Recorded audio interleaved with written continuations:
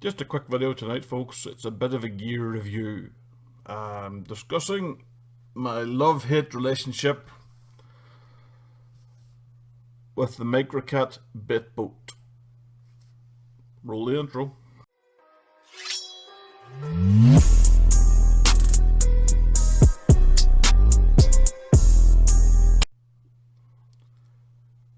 Yes, folks, the Angling Technics Baitboat. Now, I'm a pike angler. You all know I'm a pike angler. But pike anglers occasionally use bait boats. Now, for those of you who don't have a clue what I'm talking about, here's a picture of a bait boat. Well, the one that I have anyway. Now, yes, here we have the Microcat. This is a Mark 1 bait boat. It's made by Angling Technics. It has two hoppers and it's controlled by radio control, as you would expect with it being a remote control bait boat. It has quite a few good features, and it's unfortunately had quite a few bad ones. We'll discuss them in this video. There are some good things that you can get for bait boats. Solar chargers. Brilliant for a bait boat. If you're stuck out in the middle of nowhere like I am most of the time, then a solar charger is actually a pretty smart idea. This one has your standard adapter that plugs into the back of the bait boat, but you can get an adapter that turns this into a USB, so that probably in a very slight emergency you could use it to charge your phone. Although I wouldn't rely on it, because if you're having to rely on your solar panel to charge your phone, things are gone bad. Really bad. Unless you're buying a top end solar panel. The solar panels that you get on eBay for like 60 quid, they're not worth it, mate. Don't buy them. Buy a top end one. Now, top end solar panels, I've had three, and I've had the three of them that I've had, that's one of them down there. The other two I got from Australia when I was working with the Australian military, that they're like a canvas that you sling out on top of your vehicle. Those were brilliant in Australia. Crap in the UK where it rains all the time. As soon as the rain hit them, it killed it. They weren't very weatherproof, despite the label saying, yeah, these are weatherproof. They weren't. They lasted in Australia, I think, because it was so hot. They lasted in Afghanistan again because it was quite hot. They didn't last in the rain at all. But they were free, so I didn't have to cry too much about those getting lost. Bait boats are heavy. Really heavy. So are bait boat batteries. Now, the bait boat that I have, the Microcat,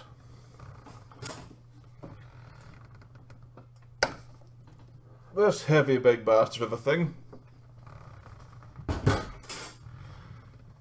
it eats batteries. It's not the most efficient. Like I said, it's a first edition or a Mark 1 or whatever you want to call it, bait boat. I've had it since like 2006. You know, I bought it at the time, I bought it second hand off somebody, so from 2006, this thing's been doing my stuff for pike angling, where it's been taking out my bait and putting them where I need it to be put. I tend to carry two pairs of batteries, but the batteries are very heavy.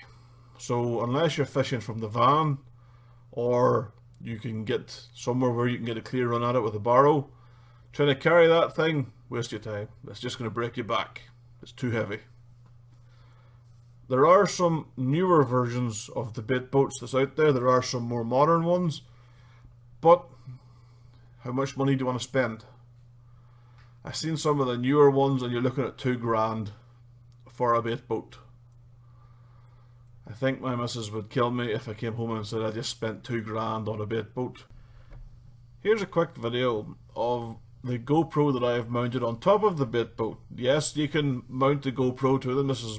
They're pretty stable in flat weather. Now you can see this lock that I'm fishing. Yeah, it is the epitome of flat cam. This is good. Bait boats aren't that good in bad weather. They don't tend to like the bad weather so much.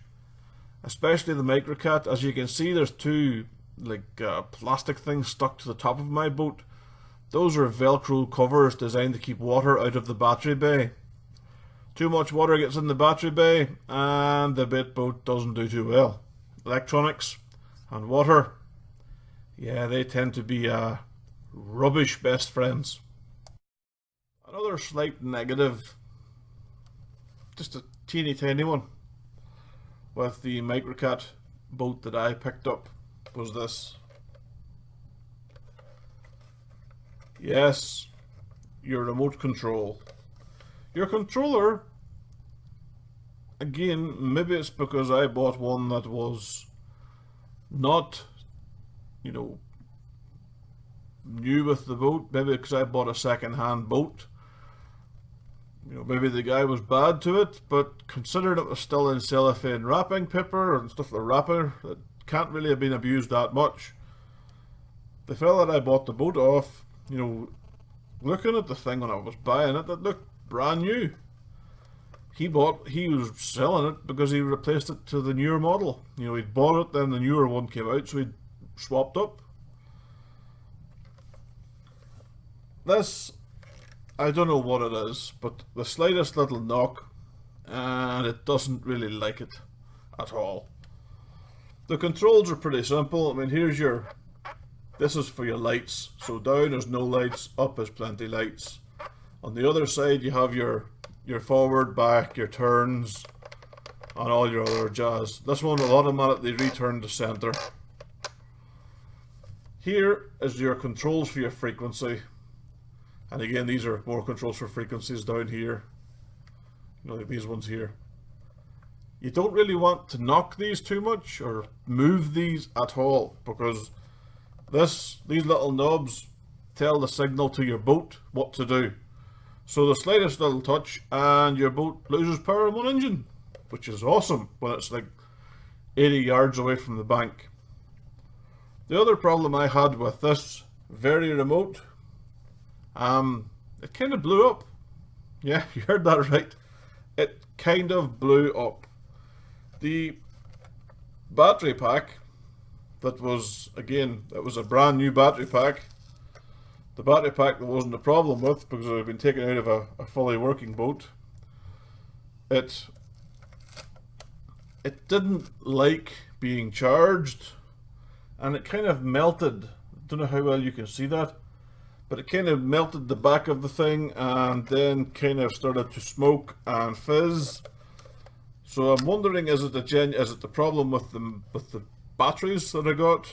You know, again, I'm buying them off eBay, but they were labelled as official Angling Technics stuff. Anyway, the batteries didn't like it, so the batteries kind of swelled and popped. This made this useless. So I had to send it back to Angling Technics for them to fix it. They sent the same thing back to me. They said that they didn't make these remotes anymore. You know, they charged me a fair bit for it, and I paid that. But basically, all I got in return was, yes, you've seen it, some gaffer tape holding the burnt out, melted battery case back on my remote. So it's a bit of a thumbs down for Angling Technics, I'm afraid. You know, it's just my experience with this boat. Now, bear in mind, I'll continue to use this till it stops working entirely. Would I buy another one? No. I would look into the market. They're simply better. There's lighter. There's, again, for the money, there is easier boats out there. But again, how much do you want to spend? I'm currently in the process of trying to buy a house, so spending a couple of grand on a boat, like I mentioned before, that might not go down so well with MSW, but eventually this one will be beyond use, and I'll have to think about, you know, what do I do then? Do I continue to fish from the bank, or do I just say, you know, buy a boat instead of a bait boat? Whenever I talk to various tackle companies, you know, whether they be, you know, my local fishing shop or, you know, some of the bigger ones, you know, some of the bigger massive suppliers, and you talk to them about bait boats, they all kind of mention, you know, they're very quick to break down and they're a bit of a general pain in the backside. I don't ever see that changing. You're putting something that's very, very technical, and it's basically an electronic gadget and you're giving it to anglers who's going to put it in water and demand that it takes your bait to a certain position and do everything that it says on the tin. Now, water and electric don't really work at all. Anglers, for the most part, you know, we tend to belong to the school of thought where if something electronical's not working, we might be tempted just to give it a bit of a slap, you know, to get it working. Because the old percussive treatment on electrical stuff has always fixed it. Sometimes that works, sometimes that's a bad plan. Now when you've got a boat that's worth maybe $2,000, do you really want to be slapping it around the bank? I know I don't. You know, okay, there's companies out there, there's a company in Germany at the minute that seem pretty good. They'll, you know, courier your boat back to Germany, they'll fix it, they'll give you regular updates. They've got, you know, all singing, all dancing. They can do it for your boat. They can build it, you know, to what you want it to do. And for a laugh, for a bit of fun, I did sit down with my wife's iPad and, you know, build my own bait boat, you know, to the specs that I wanted. I want something that can hold, you know, a dead bait. I want something that can pull out, you know, a big, you know, half a bucket of chopped fish. I don't want something that's slower than a week inside jail. I want something with a bit of speed and a bit of power to it. But I want something that's going to stand up to rough conditions. You know, I fish in Northern Ireland. We're not blessed with very many calm days on the water. You know, 90% of the time it is pissing with rain and blowing a gale. I want something that works. So, by the time I went through the boat, you know, all the little bits and pieces that I wanted done to it, and I wasn't talking about adding, you know, like cameras and shit. You can add, you know, cameras that will winch down and like take a picture of where you're fishing. I wasn't asking for any of that. I was just asking for like the basic take bait from A to B, drop bait off, and come back again. You know, maybe with a GPS, maybe with a fish finder, you know, like an echo sounder, and yeah. And well, the price of it, yeah, it wasn't funny. So it looks like I'm going to have to make do with the bait boat that I have. Now, you can modify these boats. There is companies out there that I'm trying to find somebody out there who can take the gubbins out of your old and tired boat and replace it with something a little bit faster, a little bit better. Give it, you know, a little bit more push. If anyone has any sort of information or links or even like a point in the right direction to anyone where I can send my old Microcat to, and they'll give it, you know, a bit more speed, a bit more responsiveness, then by all means share that with me, because, you know, I would love to do that. I would like to have the boat that goes from A to B, you know, in a relatively appropriate time, instead of, you know, the whole session. It's not a fast boat. They're not fast. Which really annoys me when you see guys with the newer ones and they're just zipping across the water and you think, I wish mine did that. Yeah. Jealousy sets in. But, back to Microcat. If you have a link to someone or to some company that can take my old boat away and make it a new boat, a good boat, a boat that is fast and works and it is sexy good, then please leave it in the description or the comments below. Not the description. I leave the description. Please leave it in the comments below. Thank you. Oh, I almost forgot. While we're talking about modifying your bait boat, well, there are some little things that I have done to the boat, or I'm going to do to the boat once the thing arrives off the internet. Something like this. I've seen these on eBay. They're about 15 quid. You can get them free postage, and it's a little plastic gimbal thing that you can stick your Deeper Pro Plus onto. You can see it screws into the Deeper, and well, it M3 tapes to the back of your boat, and where the on button is in your Microcat. If you have a Microcat, you'll know where this position is. And it can be moved up and down and around and all the good things to kind of make it fit and make it go in the water and fold it up for storage. This to me looks like a cracking idea for 15 quid. Right about now you're probably wondering, oh shit, why is this guy naked again? Well, let me allay your fears. Just pretend I'm not naked.